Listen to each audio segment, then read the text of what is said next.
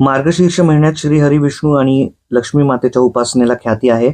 पण असे एक व्रत ज्यामुळे दोघेही उभयतांची मर्जी प्राप्त करून घेता येईल ते म्हणजे अग्रहायण गुरुवारचे महालक्ष्मी व्रत. अगदी सोपे व्रत आहे हे. माझ्या घरी सुद्धा अनेक वर्षापासून आई आणि माझी पत्नी दरवर्षी करतात आणि यावर्षी सुद्धा ही पूजा मांडलेली आहे. पाटावर किंवा चौरंगावर आपल्याला एक गव्हाचा चौक तयार करायचा आहे. चौक नसेल जमत तर स्वस्तिक काढला तरी सुद्धा चालतंय. इकडे USA मध्ये गहू इतका सहज अवेलेबल नसतो म्हणून आम्ही तांदळाचा उपयोग करतोय. मग याच चौकाजवळ एक विड्याचं पान ठेवून त्यावर एक एक मंगल वनस्पती, सुपारी, बदाम, हळकुंड, गुळ, खोबरं हे सगळं त्यावर ठेवावं आणि 5 सीझनल फ्रूट सुद्धा मांडून घ्यावी. पंचपत्री म्हणजे 5 झाडांच्या पानांची गड्डी सुद्धा सोबत ठेवावी. तर आता हे सर्व कशासाठी? तर धर्माने आपली गाठ निसर्गाशी बांधून ठेवलेली आहे. निसर्ग संवर्धनाचा विचार काही ना काही निमित्ताने प्रकट होतोच आपल्या प्रथांमध्ये. तर आता ही जी पूजेची रचना आहे ना ती इथे दाखवली तशीच करायला पाहिजे असं काही नाहीये. तुम्हाला जसं आवडेल तशी तुम्ही ही मांडणी करू शकता. काही लोक पूर्ण पाठभर चौक तयार करतात किंवा मधोमध एखादं स्वस्तिक करतात. आम्ही इकडे यावर्षी बाजूला केलेलं आहे. तर दरवर्षी काही ना काहीतरी नाविन्य यामध्ये आणण्याचा प्रयत्न करत असतो, पण उद्देशामध्ये काहीही फरक नाही. नेहमीसारखाच मंगल कलश सुद्धा तयार केलाय. गडव्यात पाणी भरून त्यात एक चांदीचे नाणे, हळकुंड, कुंकू, एखादं सुगंधी पुष्प, दुर्वा हे सर्व अर्पण करून विड्याची किंवा आंब्याची पानं लावून मग त्यावर श्रीफळ ठेवावा. पंचपत्री सुद्धा कलशातच लावली तरी अजून छान शोभायमान दिसेल पूजा, जसं इकडे आम्ही लावलेली आहे. आणि तशीच पद्धत सुद्धा आहे. श्रीफळावर एखादी फुलांची वेणी किंवा गजरा माळून एखादा कुंकवाचा टिळा, आपल्याकडचा एखादा दागिना कलशाला, श्रीफळाला नथ घाला म्हणजे लक्ष्मीचं स्वरूप त्याला प्राप्त करून दिल्यासारखे होईल आणि ध्यानधारणा आणि लक्ष्मी आवाहनालाही मदत होईल. अमेरिकेत हार गजरे आयते मिळत नाहीत, पण देवीच्या रूपाला पूर्णत्व आल्यासारखं वाटत नाही त्याशिवाय, असं मला वाटतं. म्हणून मग आज बागेतली गुलाब, झेंडू, शेवंती तोडून वेणी गुंफायचं मी ठरवलेलं आहे. माझ्या आजीचा फुलांचा व्यवसाय होता एकेकाळी. तिच्याकडे उन्हाळ्याच्या सुट्टीमध्ये हार वेणी विणायला शिकलेलो निरीक्षणाने. त्यालाही आता युगे उलटली आहे. अमेरिकेचं राष्ट्रीय फूल आहे गुलाब, परंतु अत्यंत नाजूक. त्याच्या पाकळ्या सुद्धा त्वरित सुट्ट्या पडतात. त्यामुळे थोडं चॅलेंजिंग आहे वेणी गुंफणं, पण जमली बऱ्यापैकी म्हणायचं. आयुष्यात कुठलाही अनुभव वाया जात नाही, ज्यामुळे आज स्वतःच्या हाताने फुलांची वेणी गुंफवून फक्त महालक्ष्मीच नाही तर गृहलक्ष्मीला सुद्धा प्रसन्न ठेवण्याचा प्रयत्न चालू आहे. Fingers cross. देवाऱ्यावर जर लक्ष्मीची प्रतिमा किंवा श्रीयंत्र असेल तर ते नक्की पूजात ठेवावे. आम्हाला तर यावर्षी अमेरिकेत छान अकस्मात अष्टलक्ष्मीची एकत्र प्रतिमा मिळाली जी पूजेत ठेवली आहे. कलशावर हळदी कुंकवाचे ठिपके, रेषा काढून अजून सज्जा करू शकता कलशाची तुमच्या हौसेप्रमाणे. हल्ली तर बाजारात अनेक मुखवटे, अलंकार, नाही ते प्रकार आलेले आहेत, पण ते हवेच आहेत असंही नाही. ते नसेल तरी व्रत करू शकता. आम्हाला आवडत नाही म्हणून आम्ही ते कधी घेतले नाही. भक्ती नसेल तर अवडंबर काही उपयोगाचे नाही. व्यापाऱ्यांनी कमर्शियलायझेशन अर्थात लिटरली बाजार केलाय सणांचा आणि लोकांच्या भावनांचा. तुम्हाला परवडणारे असेल तर नक्की घ्या, पण साधेपणाने सुद्धा हे व्रत करता येते आणि ते कमी प्रभावी असेल असेही नाही.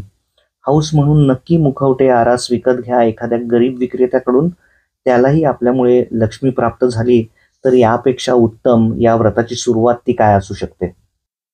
पाटाभोवती दारात सुद्धा रांगोळी काढावी. सर्व मांडणी झाली की छान तयार होऊन मंगल कलश चौकावर स्थापित करावा. 3 वेळा आचमन करून गणेशाला प्रथम वंदन करून मग कलशाला अक्षता अर्पण करून लक्ष्मीनारायणाचे स्मरण करावे. जमल्यास मंत्रोच्चार करून आवाहन करावे, नाहीतर पुढे पोथीमध्ये येणारच आहे सर्व. मंत्र नाही जमत तर फक्त ओम श्रीम आणि ओम विष्णवे नमः असा जप करावा. पोथी वाचण्यापूर्वी पोथीला सुद्धा हळदी कुंकू फुले वाहून सरस्वतीला नमस्कार करावा. पोथीमधली कहाणी वाचून झाली की मग लक्ष्मी मातेची आरती घ्यावी. लक्ष्मी मातेची आराधना, आरती नेहमी बसून करावी म्हणतात, म्हणजे ती आपल्या घरी विराजमान होईल.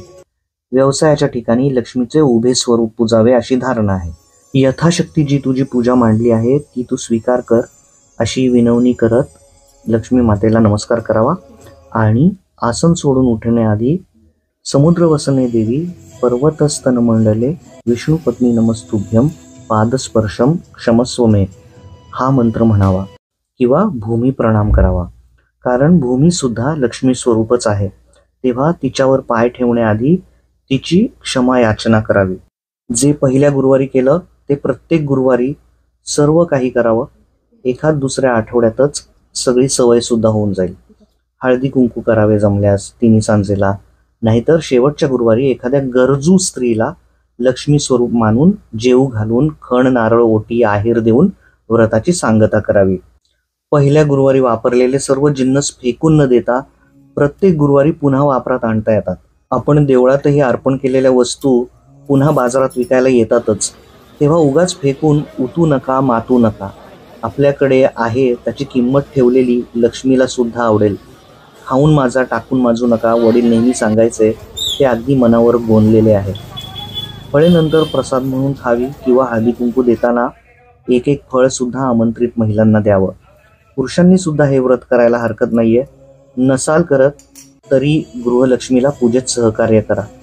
व्रत करण्यासाठी उपवास धरणे गरजेचे आहे आणि घरच्या इतर सदस्यांनी सुद्धा उपवास नाही धरला तरी व्रताच्या दिवशी शाकाहार करावा.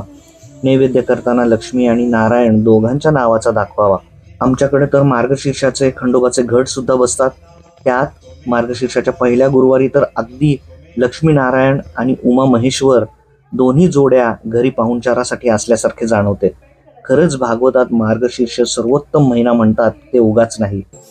संध्याकाळी उपवास सोडला तरी चालतंय, तेव्हा देवीला घरातील स्वयंपाकाचा साधा वरण भात असेल तरी पण घरचाच नैवेद्य करावा.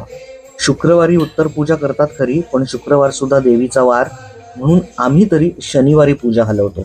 आता अनेक वर्ष हे व्रत इतके लोकप्रिय आहे म्हणजे त्याची छान प्रचिती नक्कीच अनेकांना येत असणार आहे. फळदायी म्हणतात ना तसं. आणि तुम्ही जर अजून अनुभव घेतला नसेल आणि आजचा हा माझा व्लॉग पाहून तुम्हाला प्रेरणा मिळाली असेल तर अजूनही 3 आठवडे आहेत पुढचे, तुम्ही सुद्धा करू शकता. जय माता दी.